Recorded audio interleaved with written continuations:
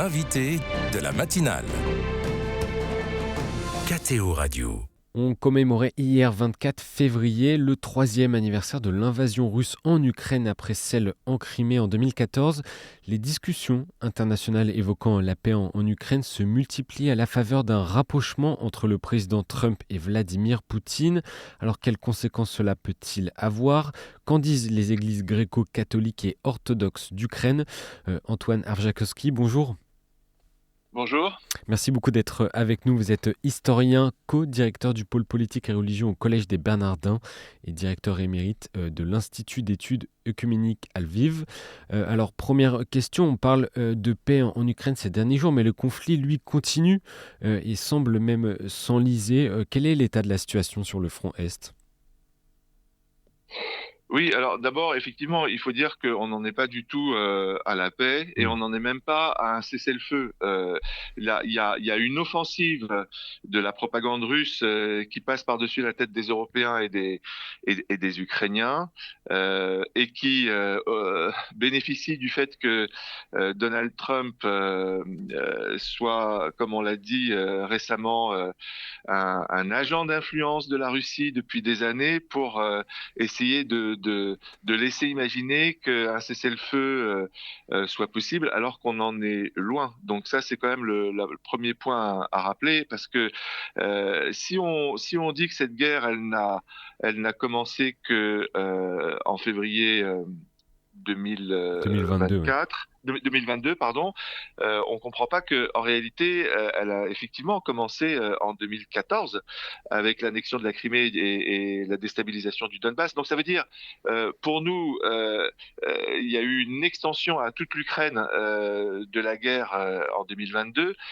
Pour les Ukrainiens, la guerre elle a commencé depuis 2014 et ils savent qu'il faut se méfier absolument de Vladimir Poutine et comme l'a dit Zelensky dimanche, il y a zéro confiance dans la moindre parole de Vladimir Poutine. Donc la réalité, effectivement, comme vous le dites, c'est que la guerre continue. C'est une guerre à haute intensité. Elle a lieu sur 1000 kilomètres de front, ce qui est gigantesque, et elle fait chaque jour des centaines de morts et du côté ukrainien et du côté russe encore plus. On considère 4 fois plus de morts et de blessés du côté russe. Mais bon, on constate aussi que les Russes, finalement, ils ont pris 20% du territoire ukrainien, Crimée et Donbass compris, alors qu'ils étaient censés être la deuxième armée du monde, 4 fois plus nombreux, 20 fois plus puissants. Et la réalité, après 3 ans de guerre à haute intensité, c'est que finalement, les Russes ne sont pas parvenus à leur but de guerre, qui était de prendre Kiev, qui était, comme ils le disaient avec leurs mots, de démilitariser, dénazifier, etc. C'est, avec le recul, un véritable échec de l'offensive militaire russe. On n'a jamais autant parlé néanmoins de paix jusqu'à maintenant, en tout cas en Europe occidentale. Pour vous, c'est pas une bonne nouvelle, il faut pacifier ? Pour moi, c'est une bonne nouvelle qu'il faut bien entendu la paix. Moi, je m'occupe de ces questions depuis bien des années et d'ailleurs, on va encore organiser le 12 mars au Bernardin une soirée sur ces questions. Mais il faut savoir en parler de façon réaliste, effective. C'est pas parce que Vladimir Poutine, qui est épuisé par la guerre, dont l'économie est à 2 doigts du collapse, souhaite faire une pause dans cette guerre. Lui, Vladimir Poutine, il veut toute l'Ukraine. Il l'a dit. À aucun moment il a dit qu'il changeait ses buts de guerre. Et ses buts de guerre, c'est de prendre toute l'Ukraine, Kiev compris. Donc voilà, il faut un minimum de mémoire historique, de souvenir de ce qui s'est passé lors des négociations de Minsk, à savoir que Vladimir Poutine voulait organiser des élections déjà dans un territoire qui était occupé par ses propres forces. Là, c'est la même chose. Il veut organiser des élections alors que l'Ukraine est en pleine guerre et même pas dans les territoires qui qu'il occupe lui-même.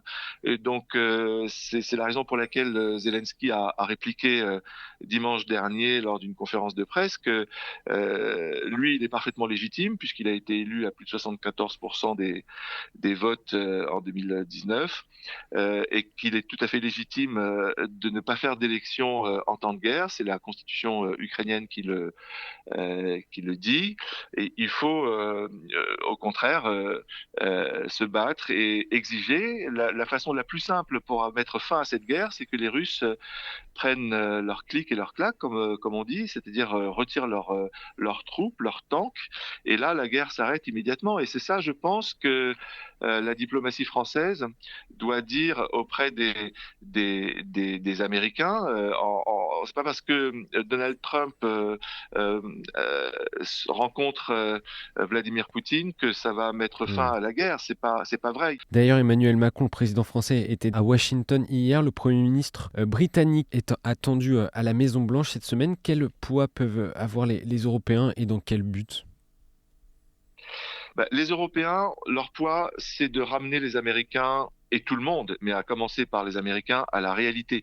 Les Américains, comme l'a dit Zelensky, vivent dans une bulle informationnelle qui est fausse, puisque Donald Trump a dit que Zelensky n'avait que 4% de soutien en Ukraine, alors que le dernier sondage montre qu'il a plus de 60% de soutien de la part des Ukrainiens. Donc, il faut ramener les Américains à la réalité, en disant qu'un deal est possible, qui est gagnant-gagnant. C'est comme ça que Donald Trump comprend les relations internationales. Et l'une des choses qui devrait être dites, en plus des considérations militaires qui sont bien entendu sous secret défense, c'est les considérations économiques. Si les Américains, par exemple, exportaient plus de gaz naturel vers l'Europe, vers la France, ça permettrait à la France de cesser d'importer du gaz naturel de Yamal et donc de se libérer de cette dépendance russe et donc de cesser de financer la guerre que fait la Russie contre l'Ukraine. C'est quand même incroyable qu'en 2024, les importations de GNL russes aient augmenté de 18% par la France, alors que la Russie est devenue notre ennemi. Il faut le dire de façon claire, et le président Macron l'a dit à plusieurs reprises, c'est pas uniquement l'Ukraine qui est attaquée, c'est toute l'Europe. Et la guerre, elle n'est pas uniquement avec des chars, elle est aussi informationnelle, elle se passe aussi dans les eaux de la Baltique, elle se passe aussi dans les assassinats d'opposants, dans les guerres de migrants, etc. Donc la Russie fait la guerre à l'Europe, et donc l'Europe doit au plus vite se libérer de cette dépendance économique. Voilà un des deals possibles que les Britanniques et les Français peuvent proposer aux Américains, à condition que les Américains réagissent et se libèrent eux-mêmes des dossiers compromettants, manifestement, que les Russes ont sur l'administration de Donald Trump. Quelles sont les réactions de l'Église gréco-catholique et du patriarcat de Kiev sur la question de ce rapprochement entre Donald Trump et Vladimir Poutine ? Alors, ces deux églises, elles sont en faveur de l'Ukraine, de l'unité nationale, de la résistance par rapport à la Russie, et elles soutiennent toutes les deux le président Zelensky dans cette idée qu'on ne peut pas faire confiance à la Russie. Et donc, elles sont extrêmement inquiètes de voir le retournement qui s'est produit la semaine dernière à Munich, d'Américains qui, en gros, ont adopté une position de faiblesse vis-à-vis de la Russie. C'est pas du tout la paix par la force, comme le proposaient Zelensky et les Européens. C'est la paix en lâchant tout, comme avait essayé de le faire déjà Donald Trump lors de son premier mandat, et ce qui n'avait absolument pas abouti ni vis-à-vis de l'Afghanistan, ni vis-à-vis de la Corée du Nord, etc.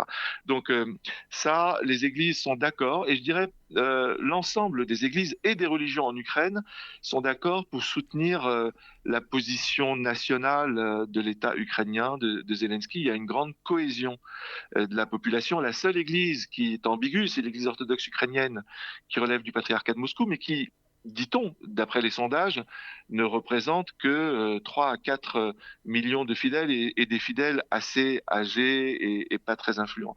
Donc voilà, ce qu'il faut observer vu de France, c'est comment on peut les aider surtout, parce que Mmh.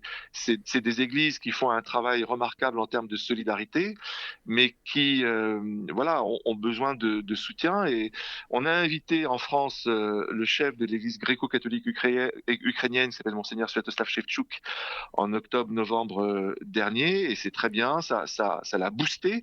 Mais on n'a pas encore invité le chef de l'Église orthodoxe d'Ukraine, Monseigneur Epiphanie. Et je pense, je dis ça aux auditeurs de KTO, que ce serait vraiment un geste formidable de solidarité à l'égard de cette Église orthodoxe, qui est la deuxième Église orthodoxe du monde, de l'inviter en France, de montrer notre solidarité et d'investir sur l'avenir, parce qu'une Église orthodoxe comme l'Église orthodoxe d'Ukraine est une Église qui cherche l'écuménisme, à la différence du patriarcat de Moscou, et qui cherche l'unité nationale, ce qui défend nos intérêts aussi à nous en France, et qui permettrait à long terme d'établir des liens de paix et Mmh. de reconstruction morale de l'Ukraine. Donc ça, c'est quelque chose qu'on n'a pas fait et qui, à mon avis, devrait être sur l'agenda des responsables ecclésiaux en France et en Europe dans les semaines et les mois à venir. Et quel rôle ces églises peuvent-elles continuer à jouer dans la recherche de la vérité, de la paix et de la justice en Ukraine? Ben, les églises, c'est la structure qui a le plus le taux de confiance en Ukraine après l'armée et après un certain nombre d'ONG humanitaires. Donc ça veut dire elles ont un véritable capital de confiance. C'est grâce aux églises que non seulement il y a un travail de solidarité qui se fait, pas par exemple pour les réfugiés, mais aussi pour de soutien psychologique aux femmes qui sont restées seules, loin de leur mari au front, ou au contraire des hommes qui sont restés seuls alors que leurs femmes sont en France ou en Allemagne ou en Italie. Donc elles ont un rôle social, psychologique, moral pour toute la nation ukrainienne. Sans les églises, je dirais que l'Ukraine serait déjà à genoux.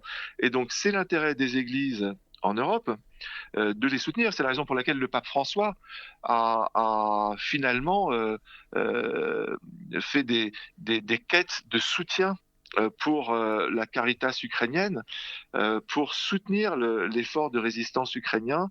Ça, ce travail de solidarité, c'est ce qui est le plus important, parce que, encore une fois, les Ukrainiens se défendent face à l'agresseur russe, mais défendent toute l'Europe. Le bouclier ukrainien, c'est 800 000 soldats. En France, on est à 200 000 soldats, et encore, on n'est pas capable de les mobiliser de façon intensive avec l'armement et tout ce qu'il faut. Donc, réellement, ce qui soutient l'armée ukrainienne, c'est les aumôniers militaires, tant orthodoxes que catholiques, que protestants, que juifs, que musulmans. Ils sont tous derrière leur armée, parce qu'ils savent que dans les territoires occupés, eh bien, il y a des viols, il y a des tortures, il y a des assassinats. C'est absolument abominable ce qui se passe dans les territoires occupés. Et c'est les églises qui donnent suffisamment de ressources morales, spirituelles et psychologiques aux Ukrainiens de résister. Et donc, notre rôle à nous est d'abord de prier, et puis aussi de soutenir en termes de solidarité euh, l'Ukraine. Et c'est la raison pour laquelle un certain nombre d'initiatives en France, comme par exemple le 4 mars à Créteil, il va y avoir une soirée dédiée aux églises et leur soutien à l'Ukraine. Il va y avoir un certain nombre de Mmh. manifestations en France, et je pense que c'est très important. C'est un écuménisme en marche, un écuménisme pratique qui est important et utile à l'Ukraine et à toute l'Europe. Je rementionne l'événement qui est organisé le 12 mars, mercredi 12 mars prochain, au Collège des Bernardins, une conférence La paix en Ukraine, à quelles conditions? Conférence à laquelle vous participez notamment. Merci beaucoup Antoine Arjakovski d'avoir été avec nous ce matin. Bonne journée à vous. Merci beaucoup. Il faut s'inscrire sur le site du collège. C'est entrée libre. Merci beaucoup. Merci pour ces renseignements. Bonne journée.